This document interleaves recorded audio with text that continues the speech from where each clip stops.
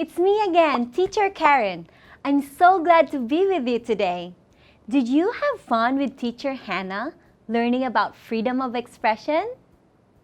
That's good! Teacher Hannah and I both love learning about rights.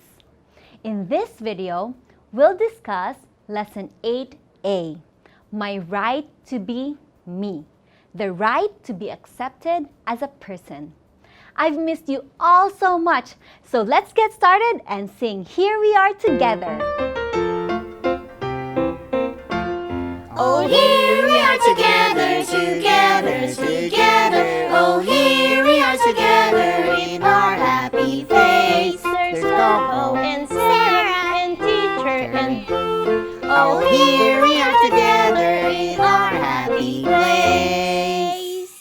We've learned a total of 5 rights from all our previous lessons. Let's look at the posters for each one. The right to be free and safe.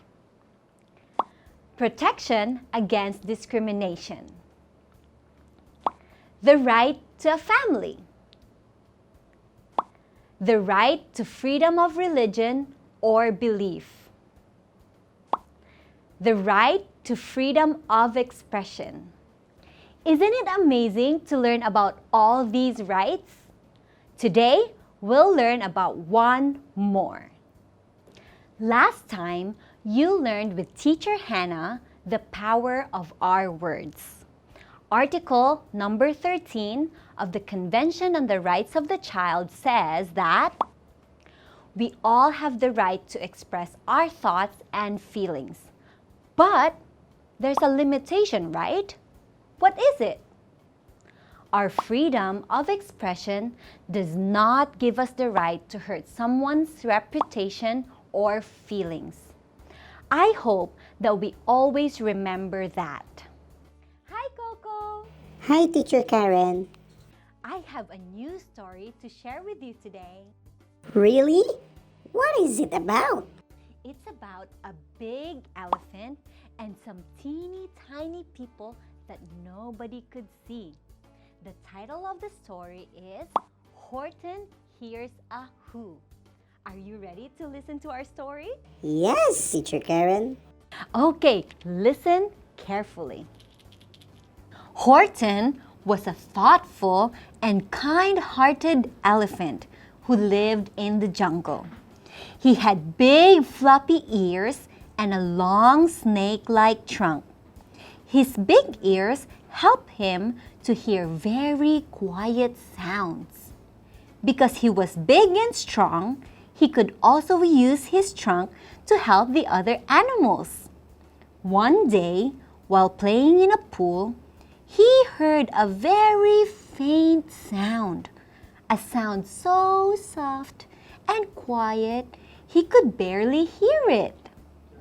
He looked around, but he could not see anyone except for a small spot of dust. It seemed to Horton that a very tiny person was calling out for help from that very small spot of dust. He listened again. And yes, he did hear the very small voice of a very small person. He couldn't see the person, but he decided to help because a person's a person, no matter how small. Wow, teacher. Horton's ears are so sensitive. Yes, they are. Isn't it cool? Would you like to hear very quiet sounds like Horton? Maybe not, because our new dog barks a lot. It would probably hurt my ears. Oh yes, that would really hurt. Can you read more, teacher? Of course! Horton learned that the tiny spot of dust was home to a whole little town called Whoville. It was filled with tiny people called Whos. Horton wanted to help them. He said, "I'll just have to save them because after all, a person's a person no matter how small." So He promised to protect his tiny new friends and get them to safety, away from his pool of water where they might fall in and drown. He carefully placed the spot of dust on a clover flower. Suddenly, a very commanding and disagreeable kangaroo and her baby showed up. They had smaller ears and they were very mean, and they couldn't hear a thing. They thought Horton was crazy. "You're a fool," they said. So they jumped in the pool with a great big splash, trying to wash away the little spot of dust. But Horton quickly stretched out his long trunk and picked up the clover and hurried away. Oh no, the kangaroo was not careful. Did you get scared for the Who's? I did. I thought they would drown. Can you read to me what happens next, teacher? Sure, let's continue reading.